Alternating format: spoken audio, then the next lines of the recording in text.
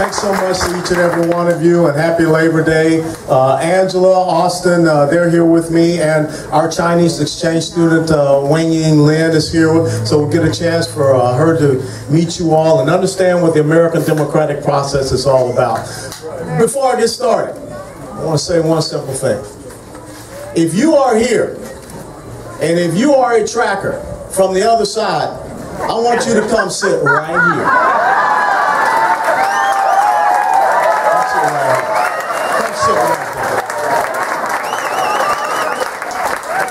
Because I want you to make sure that you get everything that I say, so when you post it on Think Progress, they can make sure that I stay the #1 target in this country for level progress.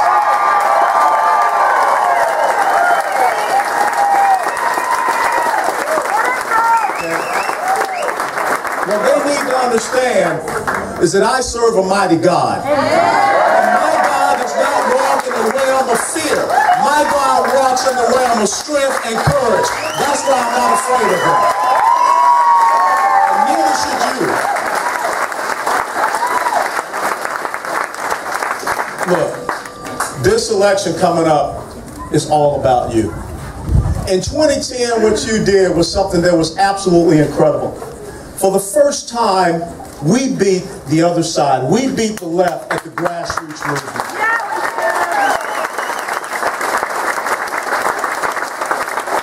That's why they don't like what you're doing.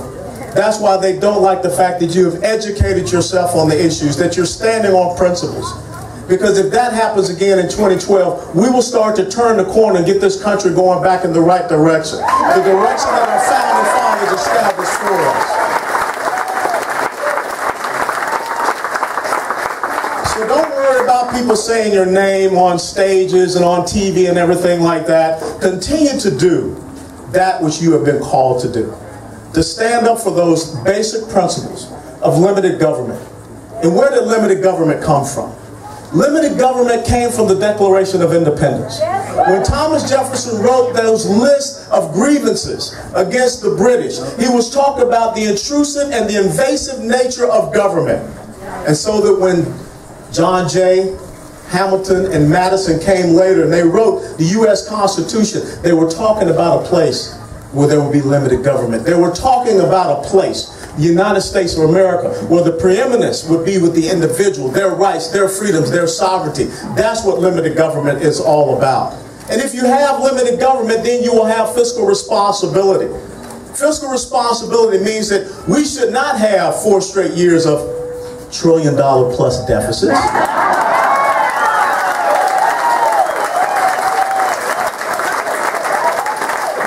Especially when someone 4 years ago stood up and said, I'm going to cut the deficit in half. Well, guess what? You lied.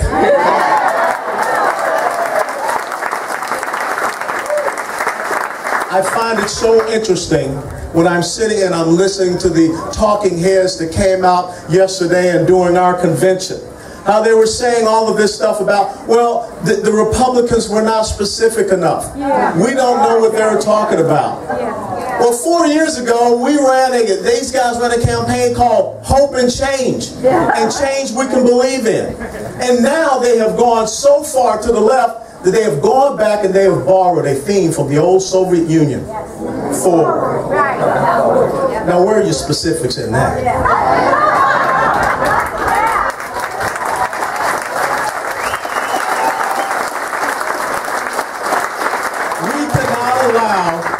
Empty suit leadership in the United States of America. And that's exactly what the Vaughns were talking about. Empty suit leadership, charlatans, people that are getting positions of power and leadership in this country. They do not have the confidence. They are totally inept. They are ignorant. They are devoid of understanding. That which makes the United States of America great and exceptional.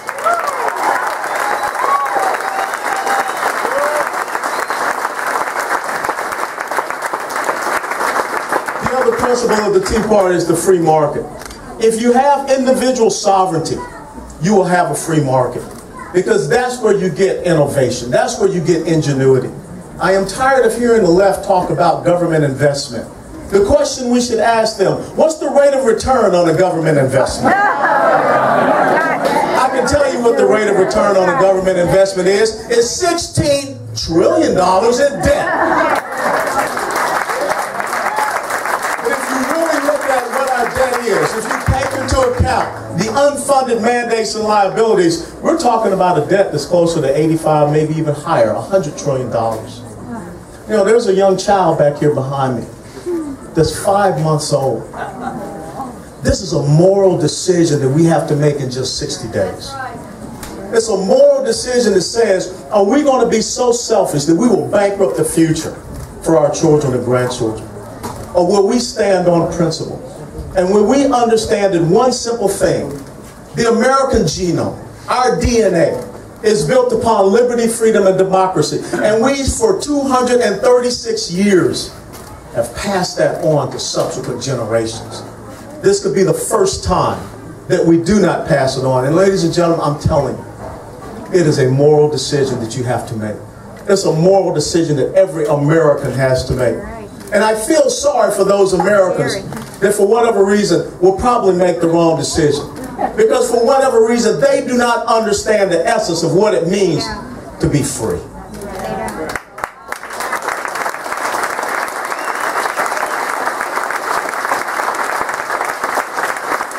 But I will tell you that the Tea Party needs to add one more principle. And it's a very important principle, because Devon's talked about it. The most important responsibility of the federal government is to provide for the common defense.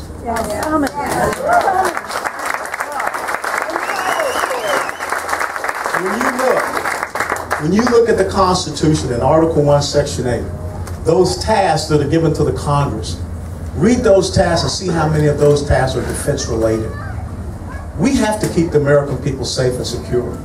But when you look at this administration, I was listening to them today talk about this great foreign policy expertise. I almost threw up the chocolate milk that I was drinking. Think about what happened early on in Honduras, when a president sided with a Marxist socialist dictator who was allied to Hugo Chavez. And that was the beginning. And think about what just happened not too many days ago, when a Russian attack submarine was in our coastal waters, undetected for about 2 months. And now Vladimir Putin is talking about putting naval bases again in Cuba. Vladimir Putin would not be talking about putting naval bases in Cuba if we had a leader like a Ronald Reagan that talked about peace through strength.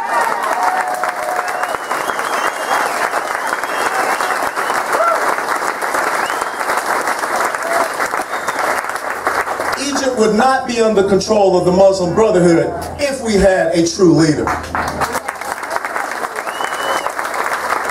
The Iranian Revolutionary Guard would not be in Syria if you had a true leader. Russia and China would not be vetoing all of our resolutions in the United Nations if you had a true leader.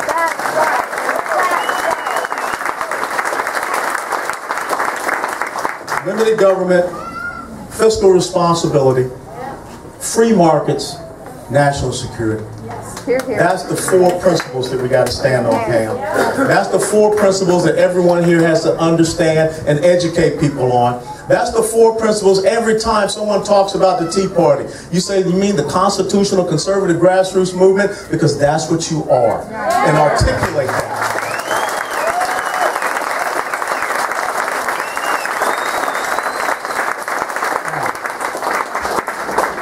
What's the plan for the other side? It's to demonize. It's to demagogue. It's to castigate. It's to attack. How wretched it is that you would have someone's father run an ad about me punching women in the face. How wretched is it that you would have someone that would actually run an ad using little children, talking about things they don't understand? How wretched is it that I have an opponent that after a rally over in Wellington, and you were there taping it, that he would actually go on and say, Congressman West was out with his motorcycle vest with all his gang patches on. That's a 1st Infantry Division gang patch. from Desert Shield, Desert Storm. That's a 4th Infantry Division gang patch behind Iraqi Center. That's a U.S. Army gang patch. That's a Christian gang patch. That's a Gadsden flag gang patch. That's a gang patch on a soldier, a Marine who died. That's a gang patch for paratroopers. How dare they? That's why they're not going to win. Because they don't understand the essence of what it means to serve this great nation. They don't understand the essence of what it means to be an American and hold up the constitutional principles that were set forth for us. What they do know, if you read the president's last budget, fiscal year 2013, that did not get a single vote in the House, 0 to 414. Did not get a single vote in the Senate, 0 to 97. All they want to do? $1.9 trillion of new taxes. Now, where's that $1.9 trillion of new taxes going? Is it going to do anything to make sure that Medicare and Social Security is protected and preserved? No, not mentioned. Is it going to make sure that we prioritize our federal government? No. No. We haven't had a budget in over 1,200 days. Where is it going? It's going to a 53% increase in the federal government. That's where it's going. That's where it hadn't passed. It's spending, but be very careful, because they call that government investments. And I always ask, what's the dividend return on that investment? They talk about the fact that we just want to raise taxes on everybody else. No, we want to keep the tax rates where they are for everybody. Because that's the key to putting money back in your pockets so that the free market can grow. Yeah. What we actually want to do, we want to reduce those 6 tax brackets down to 2 tax brackets. Simplify this code, 25% and 10%. We want everybody participating in the system here in the United States of America.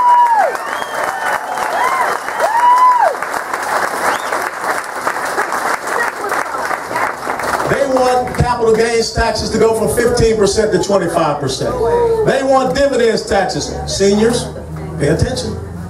They want dividends taxes to go from 15% to 43.4%. How many of you out there have businesses you want to pass on to future generations in your family? They want the death tax to go from 35% to 55%. They want the minimum exemption level to go from 5 million down to 1 million. That's not how you're going to promote success. I continue to hear them talk about 27 straight months of job growth. Well, I guess if you have one person get a job, they consider that job growth. But they're not telling the truth to the American people. The truth is that we have the lowest workforce participation level in 31 years. We have 23 million Americans unemployed, underemployed, or off the rolls, totally discouraged. 15, almost to 16%. That's the real rate, not 8.3%. And pay attention, because the August job numbers come out in August. I mean, the August job numbers come out Friday. That's the real thing we should be looking for. I pray that it gets better. But under these policies, these tax killing policies, these regulatory killing policies, it's probably not going to get better. Ladies and gentlemen, it's a simple choice that you have to make. Do you want to continue to be a constitutional republic? Yes. Yes. Or do you want to be a simple, socialist, egalitarian, welfare, nanny state? No. Think about, in 3.5 years, 9.3 million more Americans in poverty, a 46-year high. In 3.5 years, a 46% increase of Americans on food stamps. And we have a government that's taking your taxpayer dollars, running radio and TV ads for people to get on food stamps. Go back and read the 1964 Food Stamp Act and see the original purposes and understand how far we've gotten away from it. So that now you can just sit at home with your EBT card and get money put right into an account. Free healthcare, free cell phones, free education. All on the backs of the people such as yourselves that are out there working hard. This class of Americans that are producers, the top 1%, pays close to 40% of federal income taxes. The top 25% of wage-earning households in America pay 90% of federal income taxes. So the question I'm going to ask, young lady, and hopefully you'll take it back to your little masters. Mr. Obama, what is fair? What is fair share? When 47% of wage-earning households in this country pay absolutely nothing, are you just looking to expand and grow that entitlement class so that they can become your permanently economic dependent voting electorate block? So the national level elections for hence and for all will always fall to you? Will you continue to run this country by executive order fiat, not understanding the legislative process, not under the system of balances and checks, the system of separation of power? Do you believe, as King George once believed, that we are here to be ruled, not governed? Because it says there comes a time when you don't have the consent of the governed, that we can throw this government off.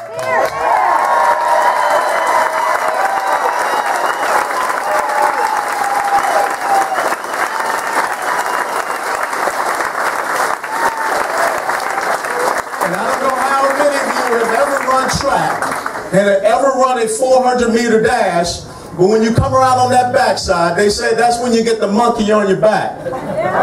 For our business owners, for all of you out there that are struggling, trying to make ends meet, we need to get this government off your back.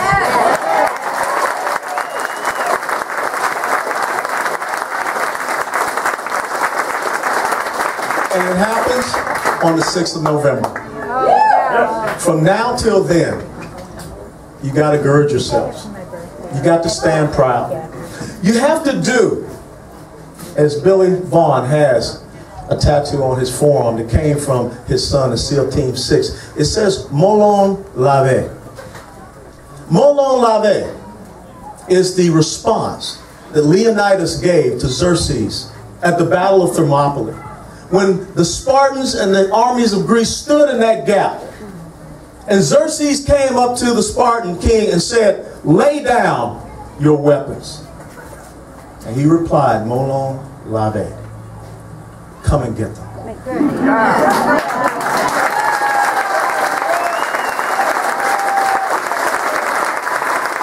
and every one of you, this is what you must say to the liberal progressive socialists who want to take your country.